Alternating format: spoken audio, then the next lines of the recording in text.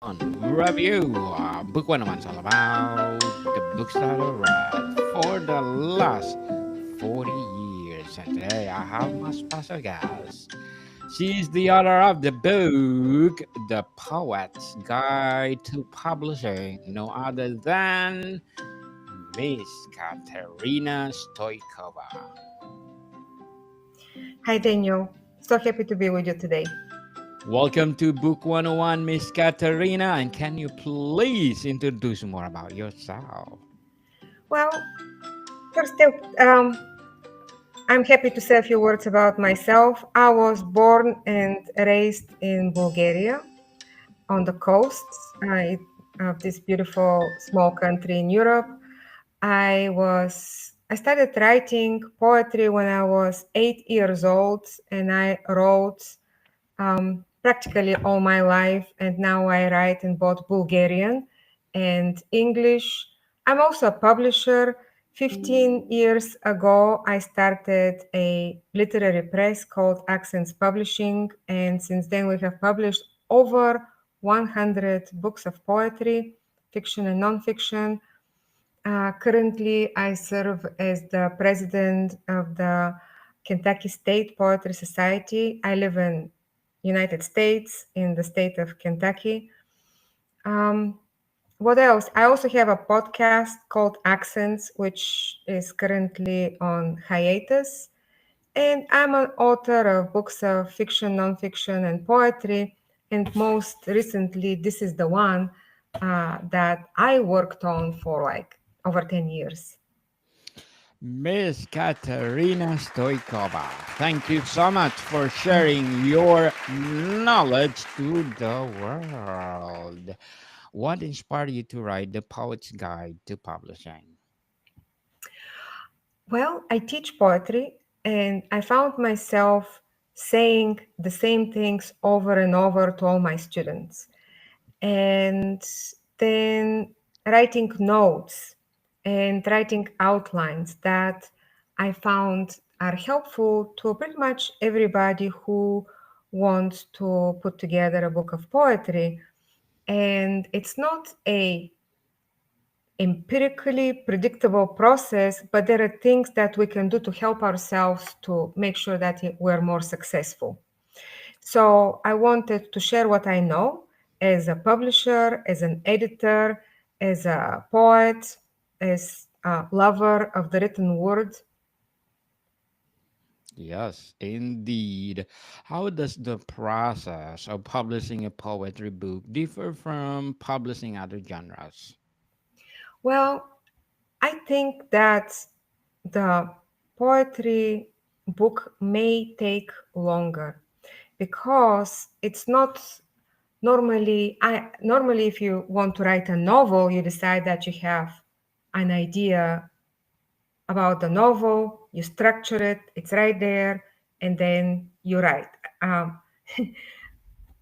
that sounds very simple. I know it's not, but the poetry book it consists of distinct, discrete pieces that could be arranged in any number of ways. And sometimes they work well together, sometimes they don't work well together. Sometimes you look for a theme and there is a clear theme, and sometimes there isn't. And sometimes there is uh, you can tell that this poem has been written 10 years earlier and this one is written in completely different voice. So even from poem to poem, the work may not sound uh, like it belongs to the same person. So I think that there are two major obstacles to writing and publishing a poetry book. The first one is that it takes so long for actually to write the poems.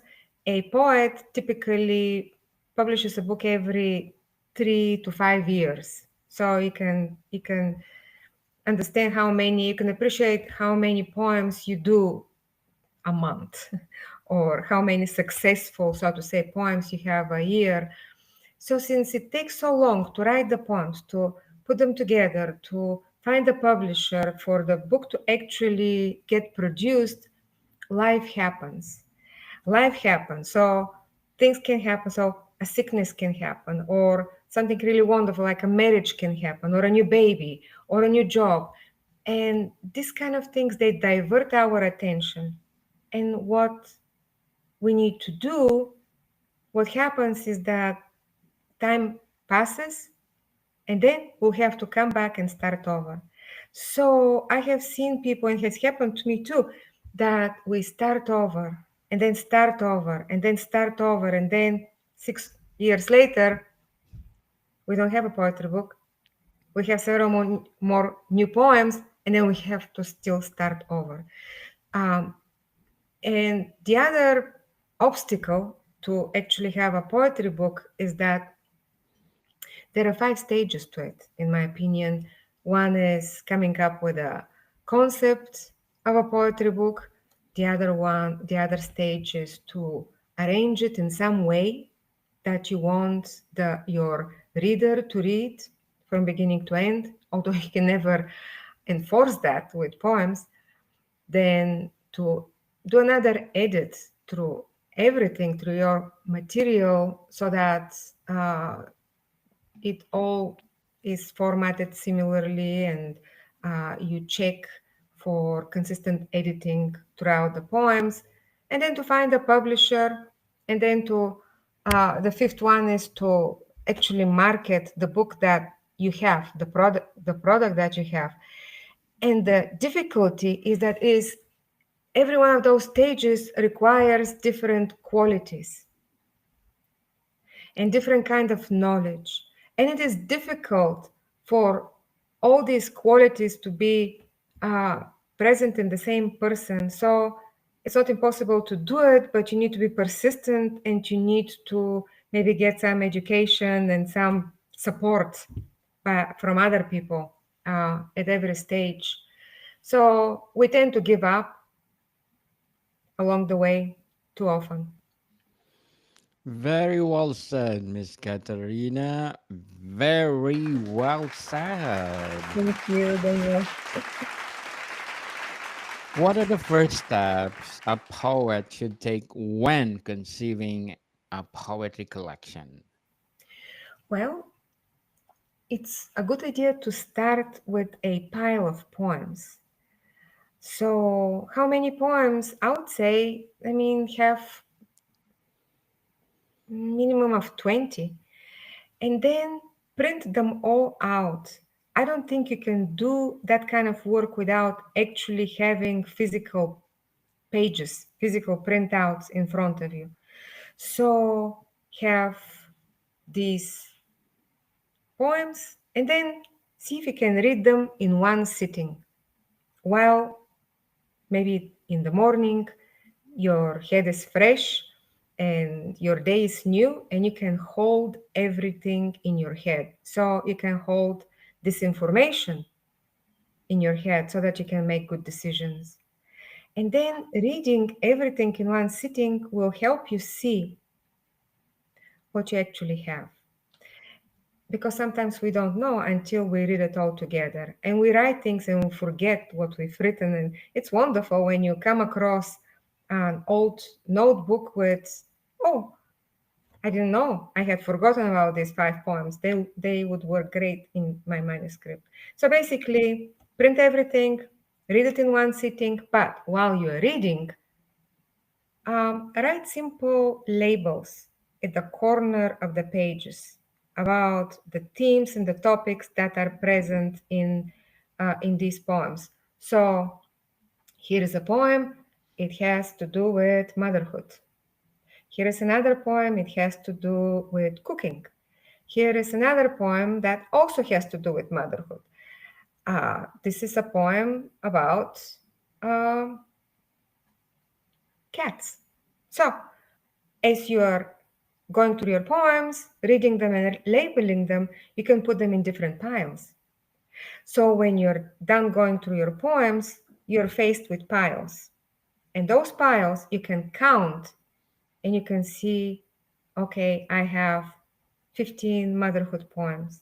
Well, maybe I can write some more poems, and I can have a chapbook length manuscript. Or so you can examine what you have within the piles, and then you can examine the relationships between the piles. So you can see if you could actually have those poems successfully cohabitate from one pile to another. You need to see how they can live together nicely in the same volume. Miss Katerina, can you share tips for selecting which poems to include or exclude from a book? Every manuscript has um, supporting poems and leading poems. I would say find your leading poems first. Find your leading poems first. Those that represent your stellar work. Those who represent your highest quality poems. And then you have the supporting work, those who are commentary on your A-list poems, those who would add um, extra material, or they would add plot lines, so to say. Yes. Uh, so you would be able to um, have 30 pages instead of 25 because, for example, the publisher's request is to have 30 pages. But your supporting poems should not be fillers, because when people want to choose a poetry book, they open at random and read poems at random. And then if they come up on several supporting poems, the supporting poems need to be standalone also, uh, and publishable also.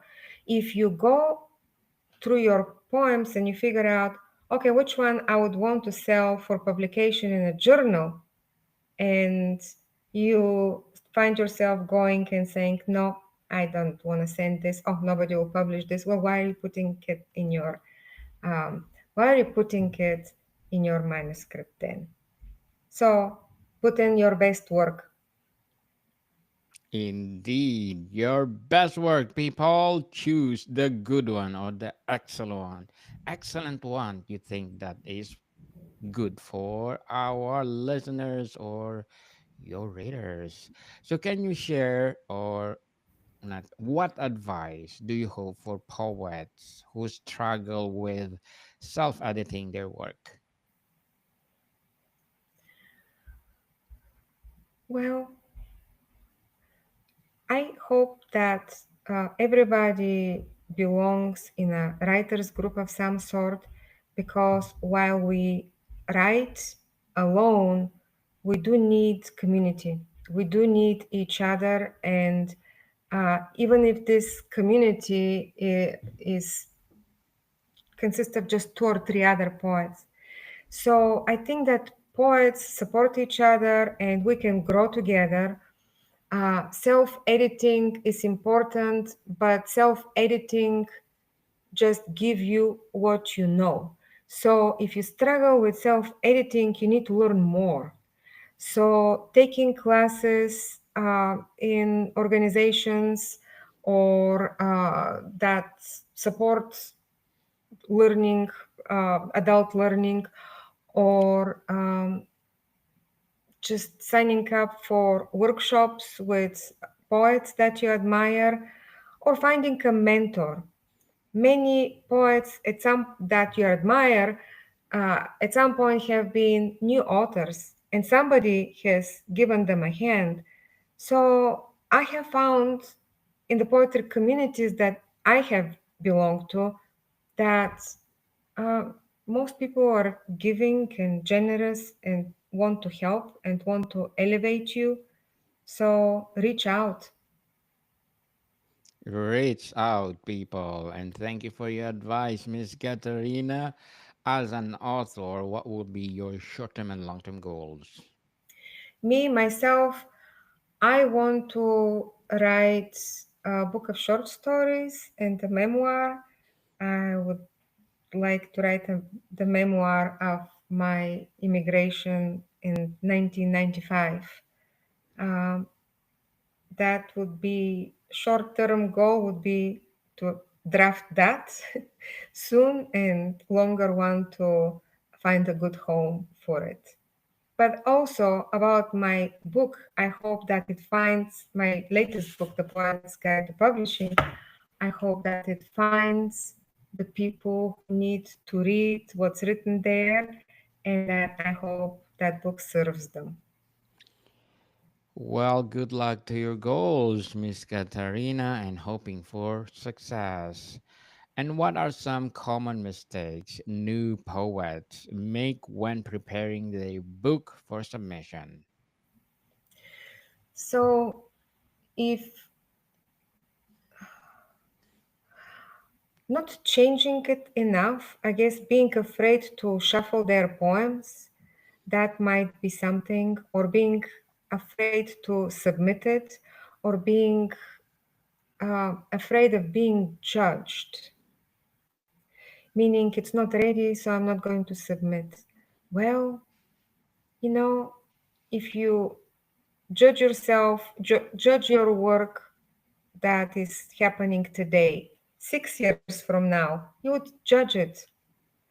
So, and you won't like it as much. So basically, what I'm saying is that if we see ourselves just making very small changes, that means we've reached the area of diminishing returns, and we cannot bring it ourselves to the next level. We need somebody else's help. But also, at some point, you just need to jump, meaning you need to press the submit button and to let somebody else decide about your work. Uh, Also, if you every time you get your hands on your manuscript, you majorly revise it and cut it into pieces and do all sorts of major work with it, chances are it's not ready. Chances are it's not ready. So that since another thing that I see in newer poets or poets who have just started putting books together, um, but the most major giveaway is if you put together all the poems you've ever written in the same manuscript. That typically would indicate that you're not ready and you need to spend maybe another year or two writing so that you you can upgrade the poems in your manuscript, because that's what happens when we have more poems. We replace the lower quality with newer poems, hopefully that have higher quality, because we learn. Miss Katarina, can you share some effective strategies for marketing a poetry book? One thing is to tap into existing reading series. So every city that I know, and especially cities where universities are present, I'm aware of one or more uh, reading series, recurring reading series. So basically, every month, uh, poetry lovers get together to read a poem each at an open mic, and and to hear one or two featured readers. So if you have a new poetry book, one really good thing for you to do is to tap into that network and talk to as many community organizers to be a featured reader at reading series so that you can promote your book. I have found out that books are sold, poetry books are sold at readings. So that's the kind of legwork that you need to do. You need to go and read. Read and read and read, people. If you love poetry, read and read.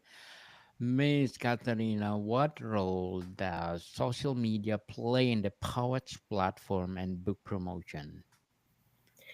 Well, social media plays a major role into uh, every genre promotion. Uh, Poetry has been somewhat marginalized genre because there is no money in it.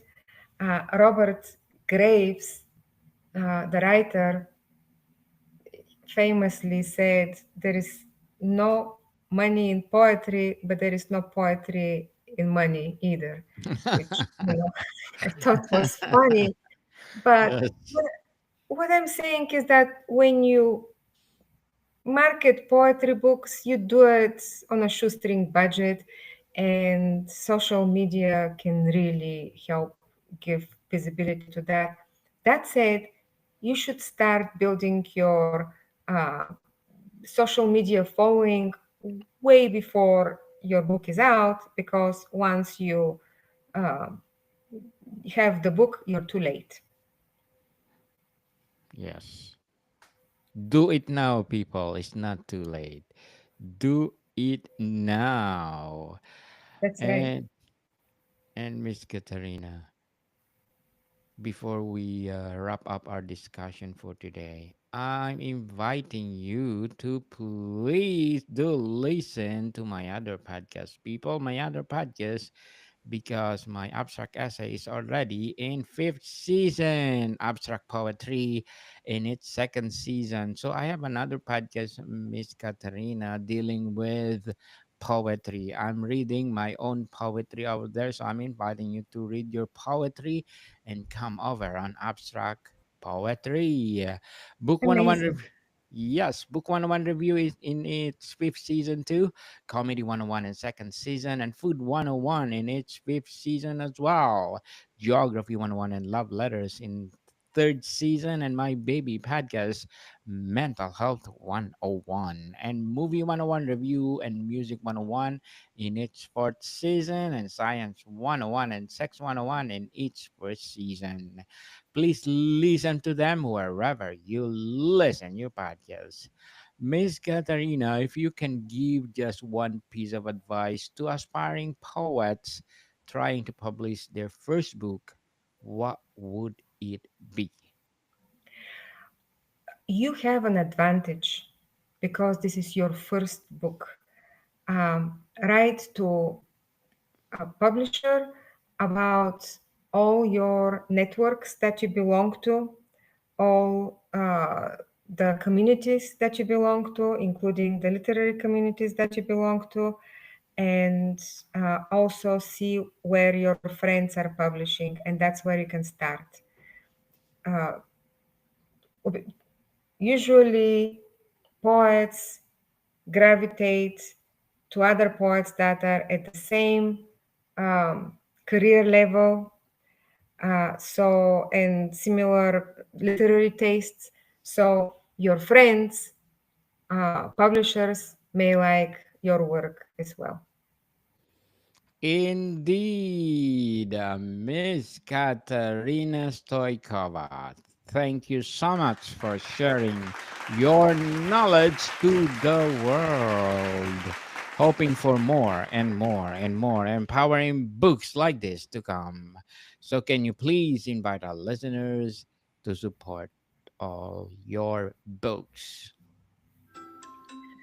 Well, I would be very happy if you look up my book, The Poet's Guide to Publishing: How to Conceive, Arrange, Edit, Publish, and Market a Book of Poetry, and also my latest poetry book out from University Press of Kentucky, Between a Birdcage and a Birdhouse.